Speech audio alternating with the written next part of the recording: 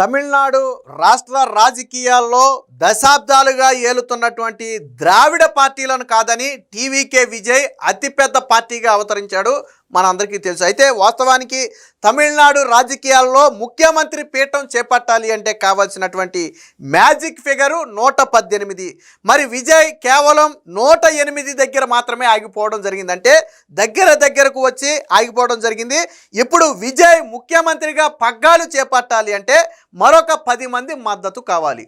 So ఇది ఇప్పుడే తమిళనాడు రాజకీయాల్లో అత్యంత క్రియాశీలకంగా మారి ఇప్పుడు విజయ్ గెలుపు కంటే కూడా ఎవరి మద్దతుతో ప్రభుత్వాన్ని ఏర్పాటు చేస్తాడు అనే దాని మీద దేశం మొత్తం కూడా ఎదురు చూస్తుంది. వాస్తవానికి ఎన్నికల సమయంలో ప్రధానంగా టార్గెట్ చేసింది ఎవరినయ్యా అంటే డిఎంకే స్టాలిన్ని విజయ్ ప్రధానంగా టార్గెట్ చేశాడు. సో ఆ పార్టీతో కలిసే అవకాశాలు దాదాపుగా లేవనేది స్పష్టమవుతుంది. ఇకపోతే అన్నా డిఎంకే పార్టీని కూడా, అంటే ఇరు పార్టీలని టార్గెట్ చేసినా కానీ అధికారంలో ఉంది డిఎంకే కాబట్టి ప్రధాన టార్గెట్ డిఎంకేగా మారింది. అన్నా డిఎంకేను కూడా టార్గెట్ చేశారు. అన్నా డిఎంకేతో ఆల్రెడీ బీజేపీ అలయన్స్లో ఉన్నది మనందరికీ తెలుసు. డిఎంకేతో కాంగ్రెస్ అలయన్స్లో ఉంది మనందరికీ తెలిసిందే.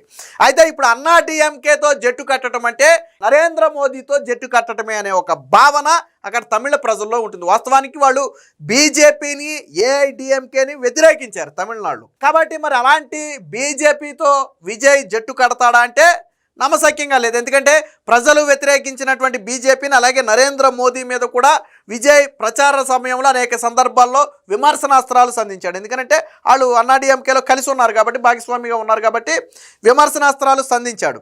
సో కాబట్టి ఇప్పుడు మరి డిఎంకే, అన్నాడీఎంకే, బీజేపీ కాకుండా వేరే మద్దతు తీసుకుంటే విజయ్కి పెద్దగా ప్రాబ్లం ఉండకపోవచ్చు. అలా మద్దతు తీసుకోవాలి అంటే చిన్న పార్టీలు 1, 2, 3 సీట్లు వచ్చినటువంటి పార్టీలు కొన్ని ఉన్నాయి. వాస్తవానికి ఈ పార్టీలు స్వతంత్రంగా లేవు. అయితే డిఎంకేతో కలిసి ఉన్నాయి, లేదా అన్నా డిఎంకేతో కలిసి ఉన్నాయి.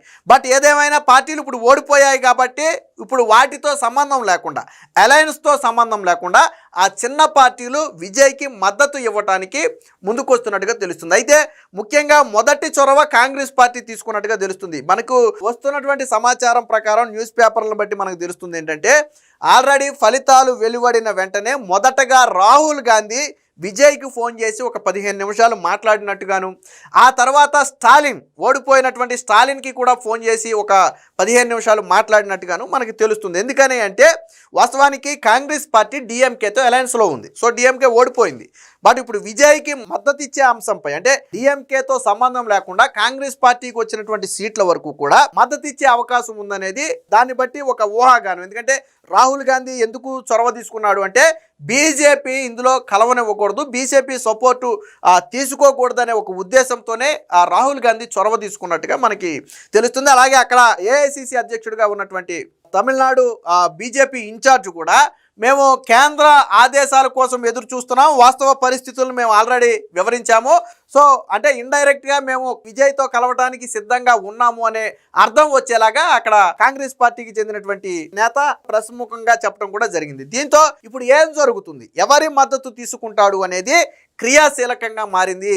సో ఇప్పుడు ఉత్కంఠ అంతా కూడా ఆయన గెలుపు మీద లేకపోతే వీటి మీద కాదు, ఎవరి మద్దతుతో ముఖ్యమంత్రి పీఠం తీసుకుంటాడు. ఇక్కడ 2 అంశాలు ఏంటంటే ప్రధాన పార్టీల మద్దతు తీసుకుంటే రేపటి పాలనలో తన ముద్ర చూపించలేడు, వారి ప్రభావం ఉంటుంది, పాలనలో వాళ్ళ ఇన్వాల్వ్మెంట్ ఉంటుంది. కాబట్టి వాళ్ళతో మద్దతు తీసుకోకూడదనేది విజయ్ ఆలోచనగా కొంతమంది విజయ్కి దగ్గరగా ఉన్న వాళ్ళు ఇటీవల చెప్తూ వస్తున్నారు. నిన్నటి నుంచి వాళ్ళు చెప్పేది అదే.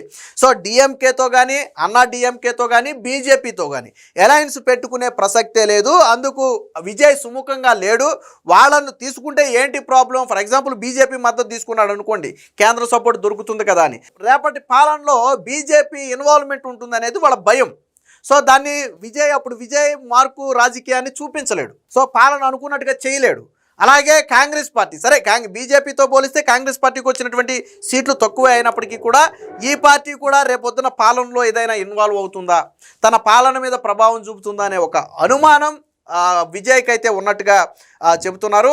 మొత్తంగా గెలుపు కంటే కూడా ఇప్పుడు విజయ్ ఎవరి మద్దతుతో సీఎం పీఠాన్ని అధిరోహిస్తాడు అనేది రాజకీయ వర్గాల్లో చర్చలుగా మారింది. వాస్తవానికి విజయ్ కూడా నిన్నటి నుంచి అంటే ఫలితాలు వెలువడిన దగ్గర నుంచి అంటే మ్యాజిక్ ఫిగర్కు దగ్గరగా వస్తారనే ఒక అంచనాతో ఉన్నారు. వాస్తవానికి 115 దాకా రావచ్చని మొదట్లో విజయ్ భావించినట్టుగా తెలుస్తుంది.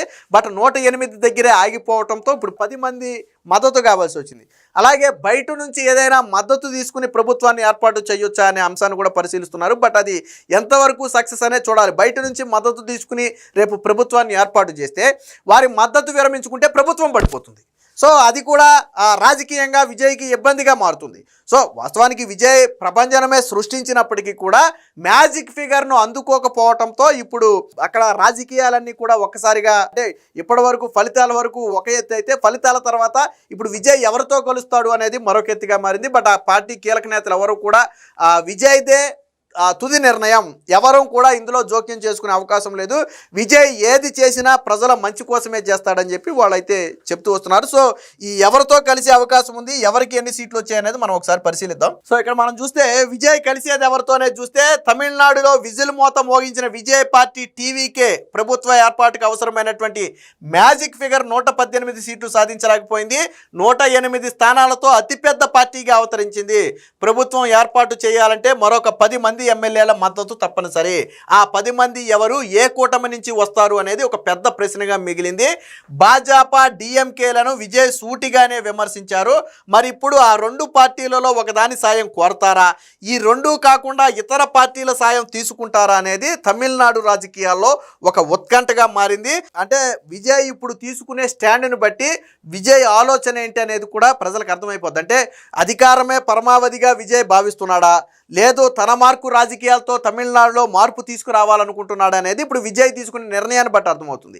అధికారమే పరమావధిగా భావిస్తున్నాడు అంటే ఖచ్చితంగా డిఎంకేతో డిఎంకేతో అలా కలవడు కాబట్టి అన్న డిఎంకేతో కలిసే అవకాశం ఉంటుంది, లేదా బీజేపీ మద్దతు తీసుకునే అవకాశం ఉంటుంది. లేదు నేను నా మార్కు రాజకీయం నేను చూపించాలి, నేను చేసిన విమర్శలన్నీ నిజమే, రాజకీయంగా అంటే రాజకీయ లబ్ధి కోసం చేసిన విమర్శలు కాదు అని విజయ్ చెప్పాలి అనుకుంటే ఖచ్చితంగా వాళ్ళని కాకుండా ప్రత్యామ్నాయం ఆలోచించాలి. సో ఏం చేస్తాడనేది చూడాలనుకోండి. ఇక కాంగ్రెస్ నుంచి సానుకూల స్పందన. డిఎంకే కూటమిలోని కాంగ్రెస్ పార్టీ ఇప్పుడు టీవీకే వైపు మొగ్గు చూపుతున్నట్లుగా కనిపిస్తుంది. ఫలితాలు వెలువడ్డాక కాంగ్రెస్ అగ్రనేత రాహుల్ గాంధీ నేరుగా విజయ్కి ఫోన్ చేసి 15 నిమిషాలు మాట్లాడారు. ఆ తర్వాత ఆయన డిఎంకే అధినేత స్టాలిన్తో కూడా మాట్లాడారు. అనంతరం ఏఐసిసి తమిళనాడు ఇన్ఛార్జ్ అయినటువంటి గిరీష్ కూడా కొన్ని కీలక వ్యాఖ్యలు చేశారు. విజయ్కి మద్దతు ఇచ్చే విషయం కోసం ఎదురు చూస్తున్నట్లుగా చెప్పారు. తమిళనాడులో యువత ఆకాంక్ష ఏంటనేది మేము అధిష్టానానికి ఆల్రెడీ చెప్పాము.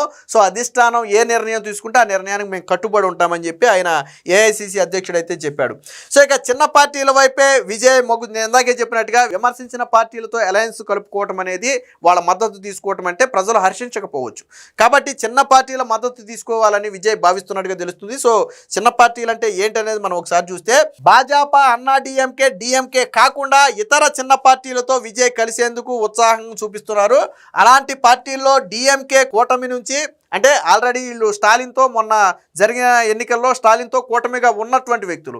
సో దీని నుంచి వీసీకేకి 2 సీట్లు ఉన్నాయి, సిపిఐకి 2 సీట్లు ఉన్నాయి, సిపిఎంకి 2 సీట్లు ఉన్నాయి, డిఎండికేకి 1 సీటు ఉన్నాయి. అంటే ఇది మొత్తం 3 రోళ్ళు 6 1 7 సీట్లు అయితే ఇక్కడ వీరుకున్నారు. వీళ్ళు వాస్తవానికి నిన్నటి వరకు కూడా డిఎంకేతో పొత్తులో ఉన్నటువంటి పార్టీలు.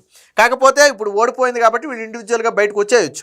ఇకపోతే ఎన్డీఏ అంటే అన్నా డిఎంకే కూటమి నుంచి ఎన్డీఏ నుంచి కనుక మనం చూసుకుంటే అందులో ఉన్నటువంటి పార్టీలో పిఎంకే పార్టీకి 4 సీట్లు ఉన్నాయి. అలాగే ఏఎంఎంఏకి 1 సీట్ అయితే ఉంది. ఈ యొక్క 5 సీట్లు వాస్తవానికి ఇదొక 7 సీట్లును, ఇదొక 8 సీట్లును, ఇదొక 4 సీట్లు, మొత్తంగా 12 సీట్లు ఈ చిన్న పార్టీల నుంచి ఉన్నాయి. సో వీటి మద్దతు తీసుకుంటే వీరి ప్రభావం విజయ్ మీద ఉండదు. ఎందుకంటే 1 సీట్లు 2 సీట్లు ఇచ్చినటువంటి పార్టీలు ప్రధానంగా ప్రభుత్వ పాలనలో ఇన్వాల్వ్ అయ్యే అవకాశం ఉండదు. వారి అందులో ఎవరికైనా ఒకరికిద్దరికి మినిస్టర్లు ఇస్తే ఇవ్వచ్చు తప్ప వాళ్ళు ప్రధానంగా ఇన్వాల్వ్ అయ్యే అవకాశం ఉండదు. అలా కాకుండా డిఎంకే కానీ, అన్నా డిఎంకే కానీ, లేదా బీజేపీ కానీ, వాళ్ళ నుంచి కానీ కాంగ్రెస్ నుంచి కానీ తీసుకుంటే ఖచ్చితంగా అది విజయ్కి తలనొప్పిగా మారే అవకాశం ఉందని చెప్పి భావిస్తున్నారు. ఏది ఏమైనా మొత్తంగా తమిళనాడులో వచ్చిన ఫలితాల కంటే కూడా ఇప్పుడు విజయ్ ఎవరి మద్దతు తీసుకుంటారు అనేది తమిళ రాజకీయాల్లో ఉత్కంఠంగా మారింది.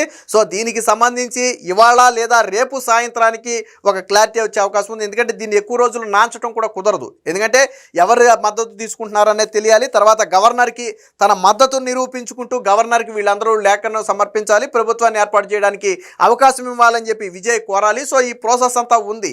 అలాగే వారం 10 రోజుల్లో మేబీ ప్రమాణ స్వీకారం కూడా చేస్తే చేయొచ్చు. సో మొత్తంగా కాబట్టి 1-2 రోజుల్లో దీని మీద స్పష్టత వచ్చే అవకాశం ఉంది. సో విజయ్ తీసుకునే నిర్ణయాన్ని బట్టి భవిష్యత్తులో విజయ్ పాలన ఎలా ఉండబోతుంది అనేది కూడా అర్థమవుతుంది.